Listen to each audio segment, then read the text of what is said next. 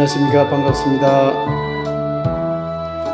네, 8월 이제 마지막 주가 되었습니다. 그래도 코로나가 여전히 지금 많이 확산되고 있는데 오늘도 비대면으로 예배를 드립니다. 각자의 자리에서 아름다운 마음으로 예배에 동참하시면 감사하겠습니다. 이제 마음을 모아 함께 예배 드리겠습니다.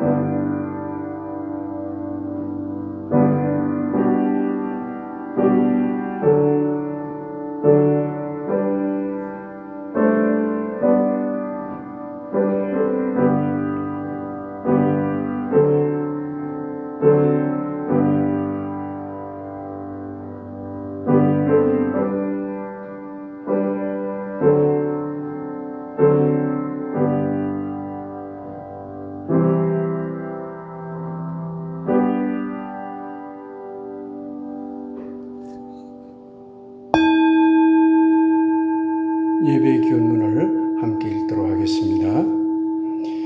사랑의 하나님, 하나님은 모든 것이 충만하십니다.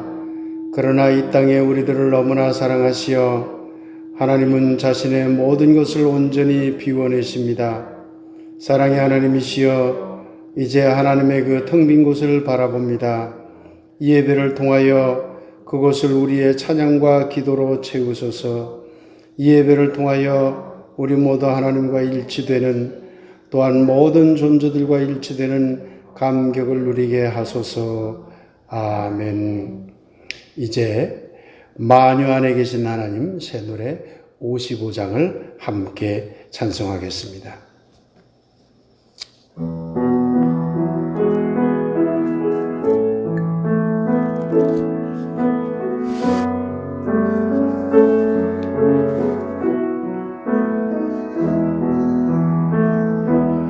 만유 안에 계신 우리 하나님, 그의 사랑의 빛 우리 안에 있네. 만유 안에 계신 우리 하나님, 그의 사랑 안에 모든 생명 있네.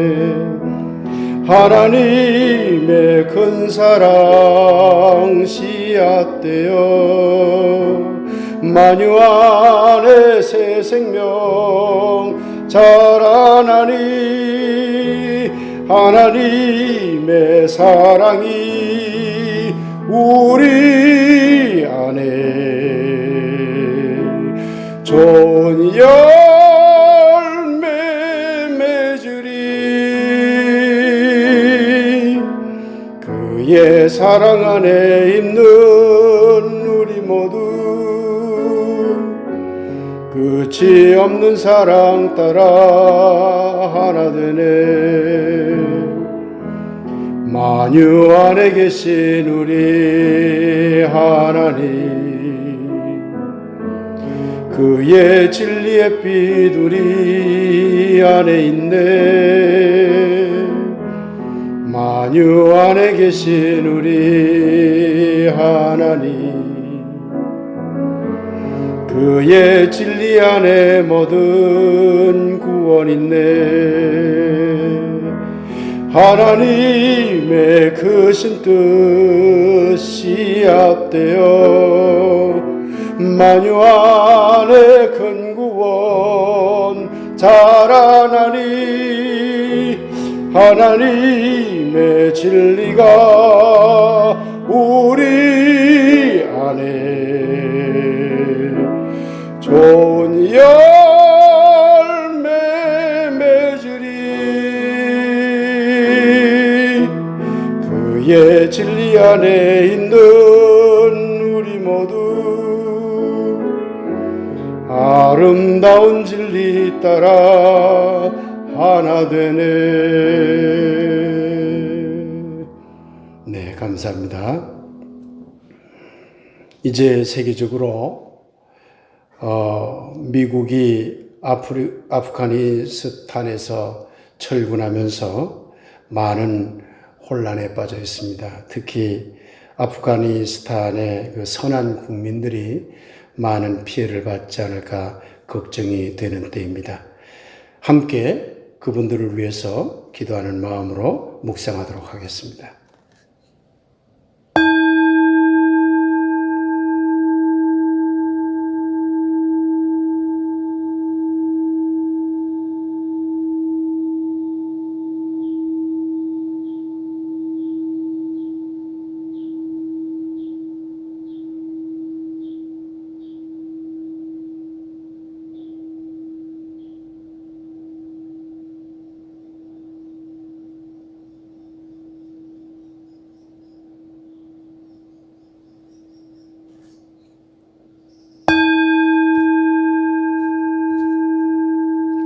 네, 이제 오늘의 말씀을 함께 읽도록 하겠습니다. 에베소서 4장 6절 말씀을 먼저 보도록 하지요. 하나님도 한 분이시니 곧 만유의 아버지시라. 만유 위에 계시고 만유를 통일하시고 만유 가운데에 계시도다. 이어서 고린도전서 12장 13절입니다. 우리가 유대인이나 헬라인이나 종이나 자유인이나 다 한 성령으로 세례를 받아 한 몸이 되었고 또 다 한 성령을 마시게 하셨느니라. 이어서 고린도후서 13장 13절 말씀입니다. 주 예수 그리스도의 은혜와 하나님의 사랑과 성령의 교통하심이 너희 무리와 함께 있을지어다. 말씀을 받습니다. 아멘. 만유를 통일하시는 하나님, 새 노래 56번을 찬양하겠습니다.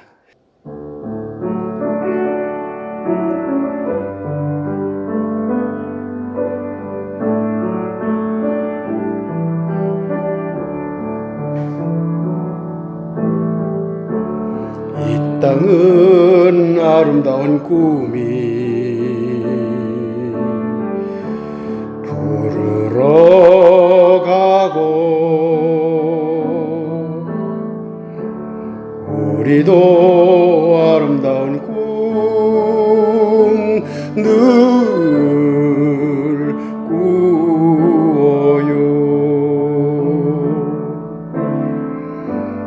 푸른 꿈 하늘에 닿고 우리들 맘도 높아가네. 만유를 품으신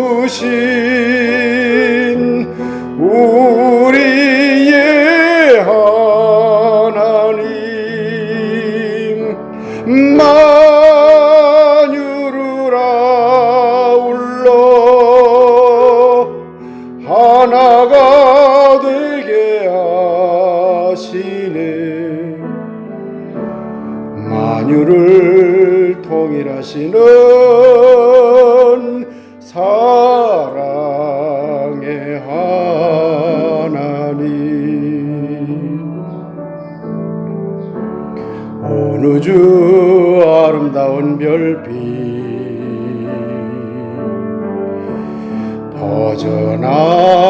퍼져나가고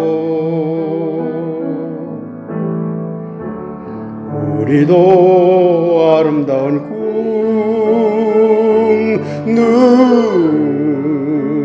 간직해요. 빛나는 별빛을 따라 우리들 맘도 빛을 내네. 만유를 품으신 우리의 하나님, 만유를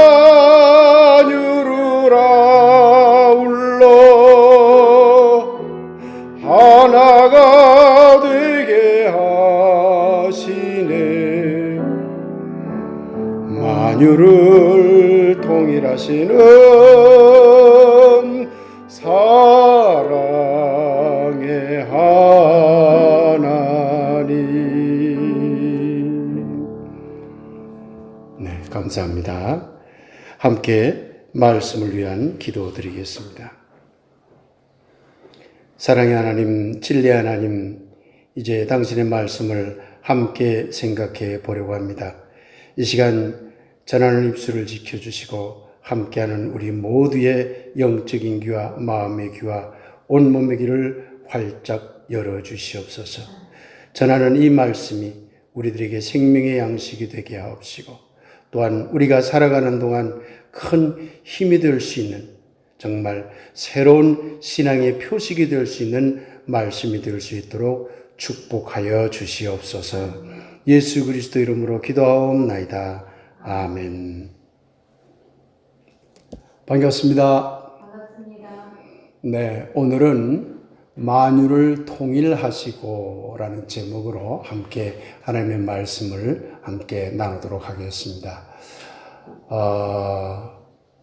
우리 교회 앞에 보면 제주어로 어떤 표어가 쓰여 있지요.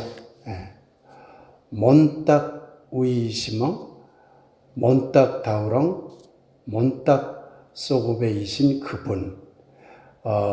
제주 지역말이기 때문에 아마 표준어로 번역을 하지 않으면 제주 사람이 아닌 사람은 잘 모르겠지요. 근데 이 말은 에베소서 4장 6절 말씀입니다. 하나님은 한 분이시니 만유 위에 계시고, 이것을 제주말로 하면 몬딱 위이시멍, 이쯤이 됩니다. 만유를 통일하시고, 이것은 몬딱 다우렁, 참 좀 생소하지요? 그러나 몬딱 다우렁, 이쯤으로 번역할 수 있을 것입니다. 그리고 만유 안에 계신 하나님, 이 말은 몬딱 소고베이신 그분, 아마 이쯤으로 번역할 수 있지 않을까 해서 그 표를 잡아서 우리 교회 앞에 벽면에다가 그 글을 붙여 놓았습니다. 만유 위에 계시고, 이 말은 하나님의 외제성, 다시 말하면 우리 인간이라든가 모든 이 땅의 존재들 밖에 저 높이 하늘 위에 하나님이 떨어져서 계시다 하는 것을 상징하는 말입니다. 특히 이 말은 하나님이라고 하는 성부 하나님을 상징하는 그런 말이라고 해도 좋을 것 같습니다. 만유 안에 계신 하나님은 하나님이 우리 안에 들어와 계시다고 하는 것이거든요. 사실 성경에 보면 창세기에도 그런 말이 있지만 하나님의 형상을 우리 안에 심어주셨어요. 그 형상대로 또 하나님의 생기를 불어넣어 주셨어요. 그러니까 이미 우리 안에 하나님의 어떤 뜻, 어떤 씨앗이 이미 들어와 있는 것이죠. 하나님이 인간이 되었다. 이렇게 하면 우리는 예수님을 떠올리게 됩니다. 사실 예수님이 어떤 분이시냐? 하나님이 그분 안에 계신 분이거든요. 이런 것을 좀 신학적 용어로 설명드리면 하나님의 내재성이라고 합니다. 사실 우리 안에도 그리스도가 될 수 있는 씨앗이 이미 들어있는 거거든요. 하나님의 내재성이에요. 이런 종교적인 이런 교리는요, 기독교에만 있는 게 아니라 불교도 있습니다. 어떤 면에서는 불교는 그 신성에 대한 내재함, 우리 안의 신성, 하나님의 어떤 특성이 품어져 있다는 뜻을 더 강조합니다.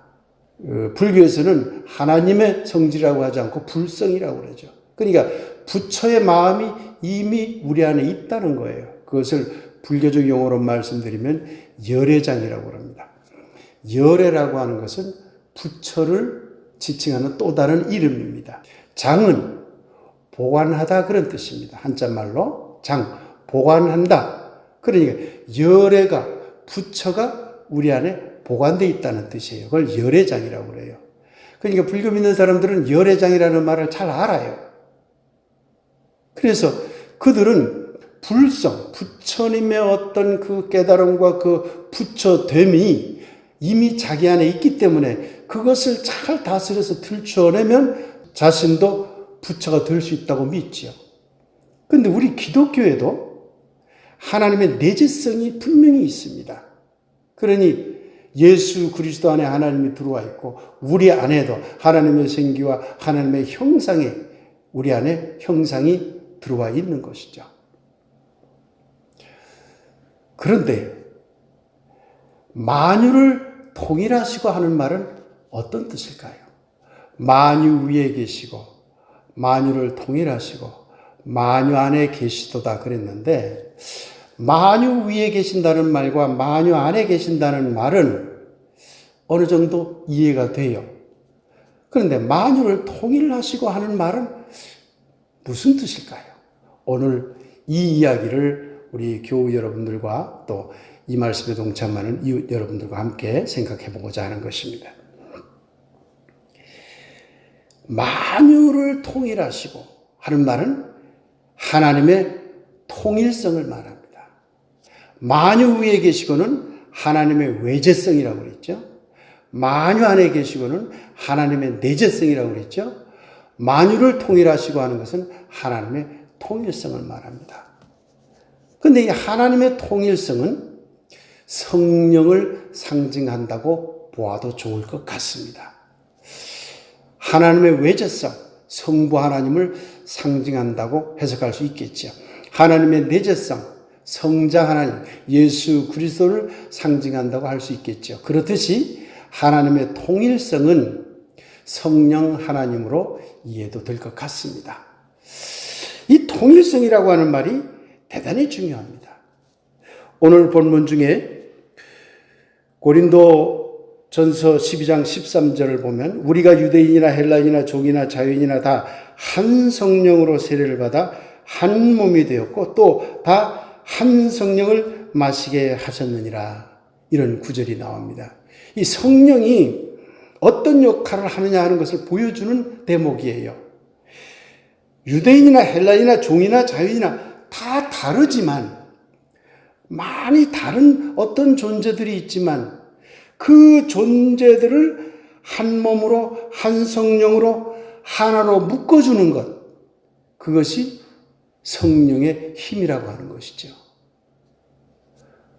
하나님의 통일성은 바로 이러한 성령의 에너지를 말한다고 할 수 있을 것 같습니다. 그래도 통일성이라는 말이 잘 다가오지 않죠. 그런데 많은 사람들이 통일성이라는 말과 동일성이라는 말에 혼란을 느낍니다. 같은 말 아닌가? 이게 어떤 말이지? 그래서 어떨 때는 동일성이라고 쓰기도 하고 어떤 때는 통일성이라고 쓰기도 하고 그러는데요. 사실은 이 두 가지가 너무나 다른 말입니다. 우리 교우 여러분들께서 또 말씀에 함께 동참하는 여러분들께서는 오늘 통일성과 동일성이라고 하는 이 말이 우리가 늘상 사용하는 말이긴 하지만 이 두 개의 말이 신학적으로, 신앙적으로 매우 다르게 쓰이는 말이라는 것을 오늘 확실히 배울 수 있었으면 좋겠습니다. 먼저 동일성이라는 말을 알아보도록 하겠습니다. 동일성이 뭘까요? 말뜻 그대로 동일성은 서로 똑같다는 뜻입니다. 동일하다는 얘기입니다. A = A라는 얘기입니다. 조영배는 조영배에 대해서 동일한 사람이죠. 이럴 때 동일성이라는 말을 씁니다. 자기를 증명할 수 있는 나라는 거예요. 그러니까 나는 나기 때문에 항상 나는 동일한 거죠. 이것을 동일성이라고 그래요. 그런데 동일성을 설명할 때는 두 가지로 설명을 합니다. 하나는 자가동일성이라는 말이 있어요. 이것은 조영배는 항상 조영배다라고 할 때 그것을 자가동일성이라고 합니다. 똑같거든요. A = A. 그런데 빨간색 그러면 우리는 아주 진한 빨간색도 대강 빨간색이라고 그러고 또 중간 정도의 빨간색도 빨간색이라고 그러고 불구스름한 것도 빨간색이라고 하고 불구죽죽한 것도 빨간색이라고 해요. 그걸 다 묶어서 빨간색 그러죠.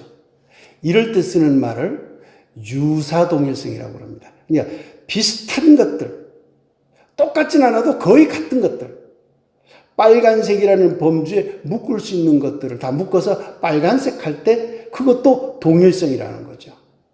이걸 비슷하다 그래서 유사동일성이라고 합니다. 동일성은 그러니까 이렇게 도식으로 말씀드리면 A는 A이기도 하지만 A는 A-A2-A3-A4- 이렇게 되는 거죠. A 꼴 B는 아니에요. A 꼴 C도 아니고 그거는 유사하지도 않아요. 노란색은 그 속에 들어올 수 없어요. 빨간색 그룹들만 들어오는 거죠. 그걸 유사동일성이라고 합니다. 이 동일성의 개념을 우선 확실하게 알아둘 필요가 있습니다. 근대 도구적 이성, 근대의 키워드가 도구적 이성이라고 하는 건데 이것은 동일성을 목표로 했어요. 이 사회를 어떤 사회를 만들까? 똑같은 생각을 가진 사람들로 만들면 좋겠다. 똑같은 사상을 가진 사람, 똑같은 종교를 믿는 사람, 똑같은 문화 그런 인식을 하는 사람들로 이 세상을 만들었으면 좋겠다라고 생각을 했죠. 이게 동일성 세계를 꿈꾼 거죠. 근대 사회가 그래요. 그런데 중세교회도 그렇고 근대 기독교도 그렇고 또 오늘날 많은 보수 근본주의 기독교들도 동일성 세계를 꿈꿉니다. 빨간색 하나로 만들기를 원하는 거예요. 기독교적인 세계관으로 이 세상을 다 만들었으면 좋겠다라고 하는 것은 전부 동일성의 세계를 꿈꾸는 것이죠. 이태리의 파시즘이나 무솔리니에 의한 그 파시즘 독재 정권이 있었잖아요. 일본의 천황 중심의 제국주의나 독일의 그 유명한 나치즘이나 전부 다 같은 색깔 만들려고 하는 동일성의 사상 때문에 만들어진 그런 것들입니다. 그래서 이 동일성이라고 하는 것은 인류 사회에 매우 큰 폐해를 끼쳤습니다. 기독교도 마찬가지라는 뜻입니다. 우리는 이쯤에서 지금의 한국 기독교가 이러한 동일성적인 신앙을 벗어났는가라고 스스로 물어볼 필요가 있을 것 같습니다. 그러면 이러한 동일성에 대해서 통일성이란 무엇인가? 통일성이란 이것입니다.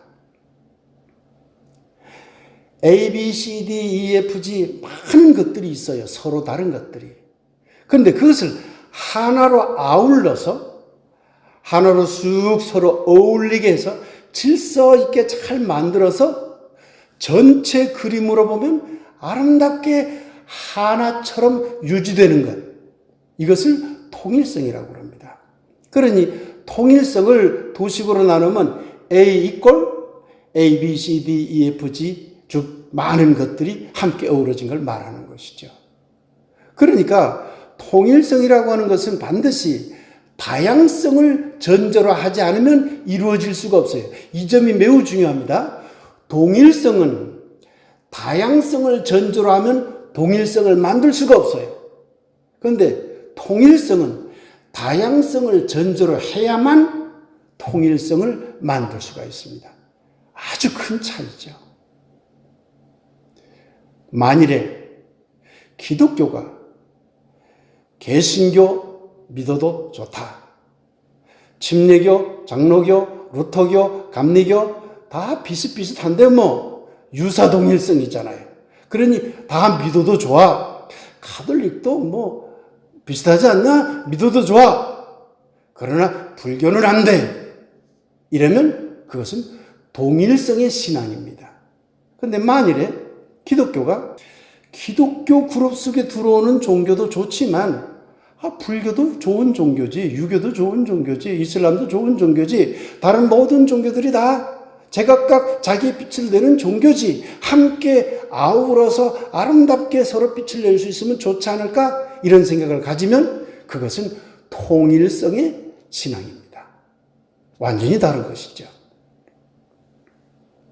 지금 한국 교회가 동일성의 신앙을 가지고 있을까요? 통일성의 신앙을 가지고 있을까요? 여러분 스스로 한번 가슴에 손을 얹고 가만히 생각해 보시기 바랍니다. 오래전에 어느 한 국회의원이 이런 연설을 했다고 합니다. 자기가 졸업한 고등학교를 방문해서 아주 멋진 말을 했더군요. 자기 후배들을 다 앉혀놓고, 여러분, 국적은 바꿀 수 있어도 학적은 바꿀 수 없습니다. 따지고 보면 그러네요. 요즘은 더더군다나 아프가니스탄 사람이 한국에 와서 한국 국적 얻을 수도 있잖아요. 우리가 미국 가서 미국 국적 얻을 수도 있잖아요. 그런데 한 번 졸업한 학적은 바꿀 수가 없어요. A라는 고등학교 졸업하면 영원히 A라고 하는 고등학교 졸업생이에요. 그걸 못 바꿔요. 그러니 말은 맞네요. 국적은 바꿀 수 있어도 학적은 바꿀 수 없습니다. 왜 이런 연설을 했을까요? 우리는 똑같다. 우리는 똑같은 색깔을 가진 사람이다. 그러니 나를 지지해달라. 그 얘기 아니겠습니까? 자기와 같은 고등학교 출신들은 다 내 편이다. 하루를 묶고 가자. 이런 얘기 아니겠습니까? 사실 얼른 보면 멋진 말 같아도 매우 위험한 말이죠. 같은 학교라고 하는 동일성 속으로 모든 것을 다 몰아넣으려고 하는 그런 연설이었던 셈인 것입니다. 제가 작년에 문화예술계 인사들을 대상으로 해서 제주 문화에 대한 강연을 한 적이 있습니다. 그때 제주 문화의 여러 가지 다양한 특성에 대해서 강의를 이제 하고 강의 말미에 질문을 받았지요. 그런데 그때 참석하신 분 중에 대구 출신인데 제주도 내려와서 살면서 제주도의 어떤 단체의 대표로 있더라고요. 그분이 이런 질문을 저한테 했습니다. 자기가 제주도에 살아보니까 제주도 사람들이 너무 배타적입니다. 교수님 생각은 어떠세요? 하고 저한테 묻더라고요. 그래서 제가 이런 얘기를 했죠. 맞습니다. 제주도 배타적인 측면이 있습니다. 제주 문화에는 이렇게 선을 그으려고 하는 배타성이 일정 부분이 있습니다. 그러나 배타성이라고 하는 것은 표현되는 방법이 다를 뿐, 또 그 정도의 차이가 있을 뿐, 어느 문화나 어느 지역이나 다 있습니다. 제주도의 배타성은 어떤 특징이 있느냐면, 자기가 누구와 선을 그어야 되겠다고 생각을 하면, 제주 사람들이 육지 사람, 육지 문화와 선을 그어야 되겠다고 하면, 육지 것들은 난 싫어. 자기가 그것을 싫다는 걸 드러냅니다. 그런데 제가 대구에도 살아봤거든요. 조심스럽긴 하지만 대구 지역도 대단히 배타적입니다. 제가 그분에게 했던 말입니다. 대구 출신이니까. 대구에 가보면, 대구에서 살아보면, 다른 지역 사람이 대구에 살아보면 배타하지 않아요. 너 제주도에서 왔네? 아우, 제주도에서 왔으니 넌 저쪽으로 가. 이렇게 절대 드러내질 않아요.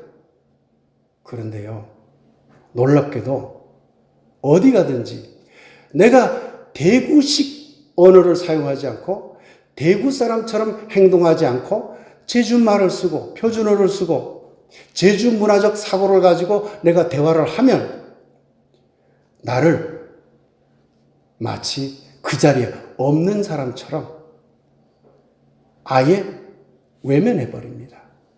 투명인간 취급을 해버려요. 배타한다고 드러내질 않아요. 그러나 저 사람은 우리와 다른 사람, 투명인간 취급하면서 함께 어울리질 않아요. 그래서 제가 그분에게 물었거든요. 그 선생님이 대구 출신이시라니까 대구 그런 경향 있지요? 그러니까 그렇다고 하더라고요. 어느 쪽이 배타적일까요? 제가 물었죠. 아무 대답을 안 하더라고요. 생각해 보십시오. 같은 색깔끼리 강하게 묶이려고 하는 게 이게 배타성으로 나타나는 거거든요. 아주 오래전 얘기입니다. 오래전에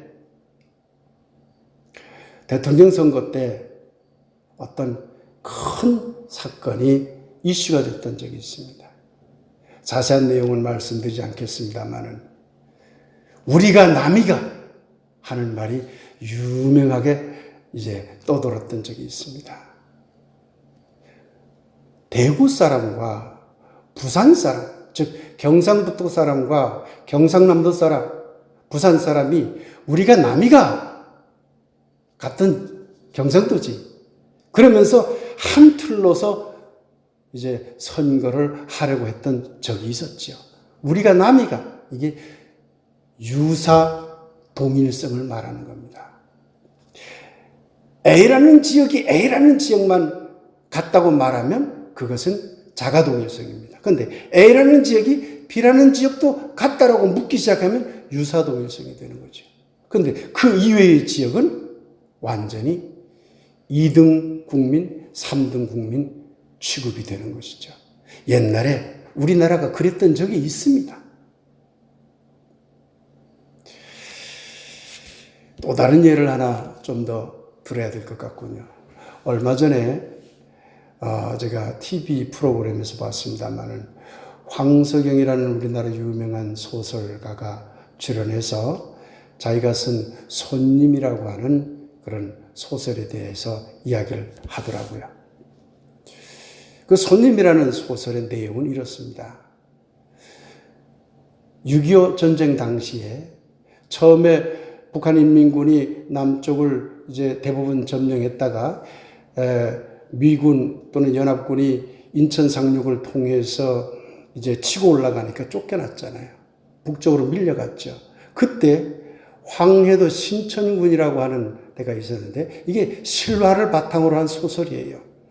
그 황해도 신천군에 있었던 기독교 청년 요한이라는 청년이 공산당이 물러가니까 그 사이에 숨어 지내다가 물러가니까 기독교 청년들을 규합해서 단체를 만들었죠. 그리고는 공산당에 조금이라도 협조했거나 실제 공산당원이었거나 그 가족들을 피비린나게 죽인 사건이 벌어졌습니다. 그런데 얼마 없어서 또 이게 올라갔다 내려갔다 밀리고 밀리는 전쟁 과정에서 인민군이 다시 그 지역을 차지하게 됐어요. 그러니까 기독교 청년들은 남쪽으로 후퇴해버렸고 대신 공산당들이 들어와서 신천 군민들을 피비린나게 죽였죠. 그 내용을 보니까 참 끔찍하더만요. 그 당시에요, 신천군 군민이 14만 명 정도 됐답니다. 그런데 그 짧은 한 50일 사이에 죽인 사람이 몇 명인 줄 아세요? 한 50일 안에 벌어진 일입니다. 이건 아주 광란해. 그런 아주 끔찍한 사건이었죠. 3만 몇천 명이 죽었어요. 14만 명 중에 3만 몇천 명이 도륙이 됐어요. 거기에 기독교가 있었다는 것이 너무 가슴 아픕니다. 둘 다 공산주의나 당시의 기독교나 둘 다 동일성의 사고를 가졌던 거예요.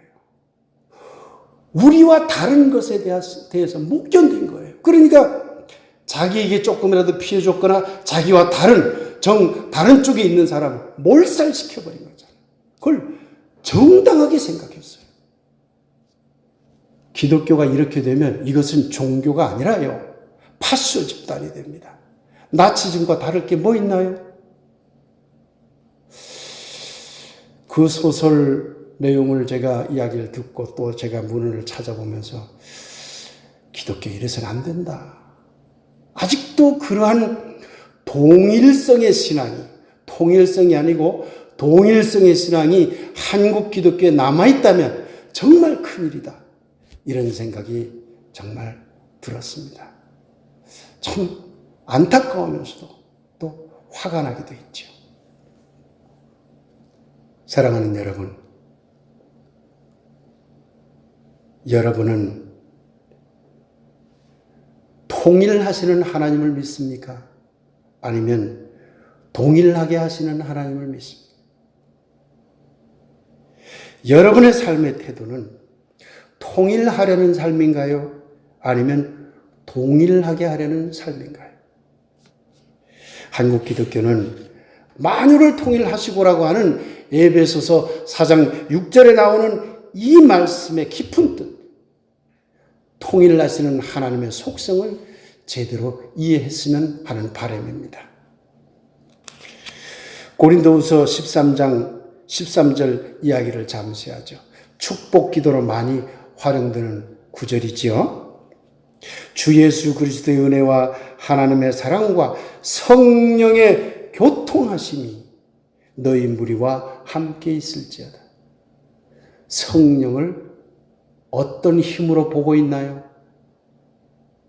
교통하심으로 보고 있어요. 교통하심이 뭘까요? 친교를 통해서 서로 소통한다는 말이잖아요. 그걸 합치면 교통이 되는 거예요. 친교를 통해서 소통하는 것. 그러면 친교를 통해서 소통하는 힘은 똑같은 색깔 만들기가 아니라 다양한 색깔이 함께 어울리는 것을 말하는 겁니다. 그러니 성령은 하나님의 통일성은 반드시 다양성을 전제로 한다는 것을 알 수가 있는 것입니다. 사랑하는 여러분, 다시 여러분들에게 묻겠습니다. 특히 모든 한국의 기독교 신자 여러분, 이제 다시 여러분들에게 묻겠습니다. 여러분은 통일하시는 하나님을 믿습니까? 아니면 동일하게 하시는 하나님을 믿습니까?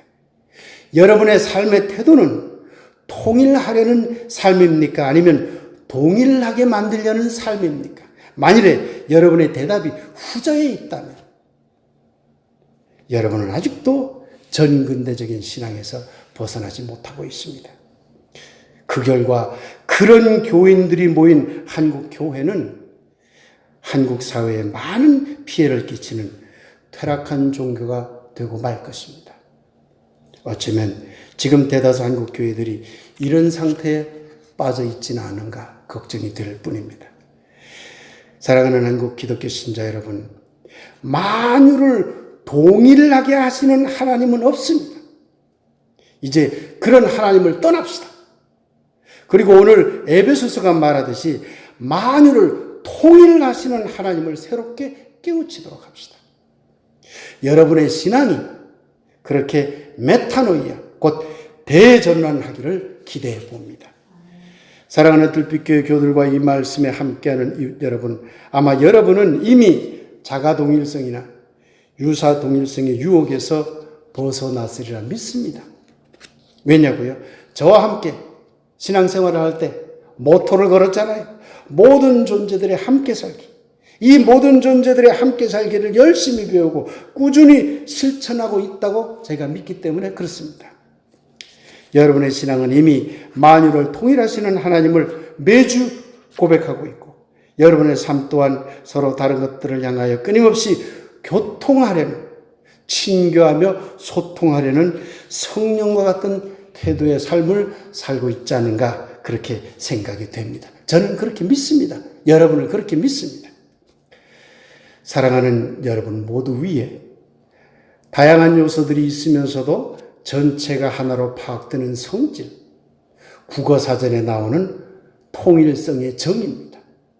이 사전적 정의가 정말 우리의 삶 속에 실천이 되어서 다양한 것들과 함께 통일을 이루는 이런 삶이 우리의 신앙 안에서 또는 우리의 구체적인 삶 안에서 계속 꽃피고 열매 맺게 되기를 만유를 통일하시는 하나님의 이름으로 간절히 축복하며 기원합니다. 아멘. 아멘. 이제 신앙의 통일성 그리고 삶의 통일성이라는 주제를 가지고 잠시 말씀 묵상하도록 하겠습니다.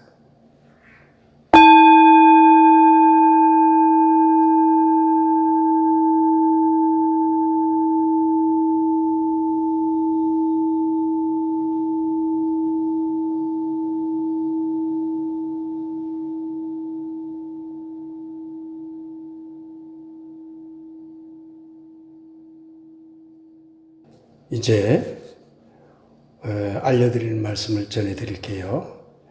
다음 주에도 계속 비대면 예배를 드립니다.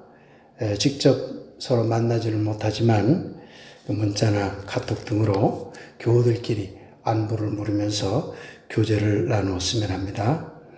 암과 지병 등으로 고생 중인 우리 교우들과 이웃들을 기억하면서 생각날 때마다 항상 기도로 연대해 주시면 감사하겠습니다. 시골 목사 서양 철학을 걷다를 지금 강의하고 있습니다. 세 번째 동영상을 이제 올렸습니다. 고대 그리스에서 신화관의 세계가 논리적인 세계관으로 어떻게 바뀌었는지, 그리고 그 초기 고대 그리스 철학 속에서 지금 기독교 신앙의 어떤 흔적, 기독교 신앙의 어떤 사상과 연결되는 그런 연결고리는 없는지 하는 내용을 강의를 했습니다. 관심 있게 들으시면 재미있으라고 생각을 합니다.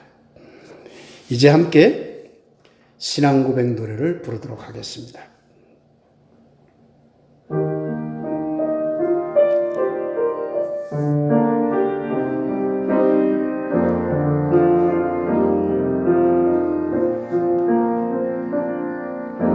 모든 겸손과 온유로 하고 오래 참음으로 사랑 가운데서 서로 용납하고 평안에 매는 줄로 성령이 하나 되게 하신 것을 힘써 지키라.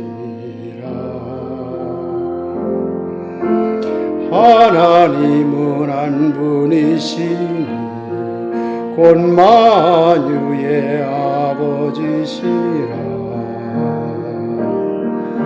만유 위에 계시고 만유를 통일하시고 만유 가운데 계시다는 말씀에 의지하여 만유 위에 계시고 만유를 통일하시고 만유 안에 계시는 하나님을 믿으며 겸손과 온유와 인내와 사랑으로 서로 화해하고 평안을 바라며 한 마음으로 살아가는 것이 참다운 우리의 신앙임을 고백합니다.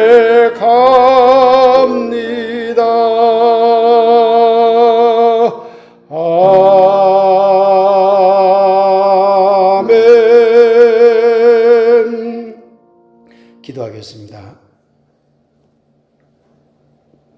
사랑의 하나님, 주의 하나님, 이제 우리 주변에 고통을 받는 많은 분들을 기억해 봅니다. 몸이 아파서 고통을 받는 분들, 마음과 영혼이 아파서 고통을 받는 분들, 사회적인 어려움 속에 있는 분들, 경제적인 어려움 속에 있는 분들, 또한 세계적으로 전쟁과 많은 갈등 속에서 생명의 위협을 받아 힘들어하고 있는 아프가니스탄 국민들과 또한 그 밖에 많은 사람들을 기억해 봅니다. 아버지 하나님, 이 시간 그들과 함께하여 주셔서 그들에게 가장 좋은 길을 안내해 주시고 그 좋은 길을 따라 모든 아픔들이 치유되며 생명들이 온전히 보존될 수 있도록 인도하여 주시옵소서. 이제는 우리를 구하신 예수 그리스도의 은혜와 아버지 하나님의 크신 사랑하심과 성령님의 소통과 교통하심이 이 시간 각자의 자리에서 아름답게 예배를 함께 드리고 있는 우리 교우들 한 사람 한 사람 머리 위에와 사랑하는 모든 가족들과 또한 이 예배에 동참하는 모든 이웃들 위해 지금부터 영원히 함께 없기를 간절히 축원하옵나이다.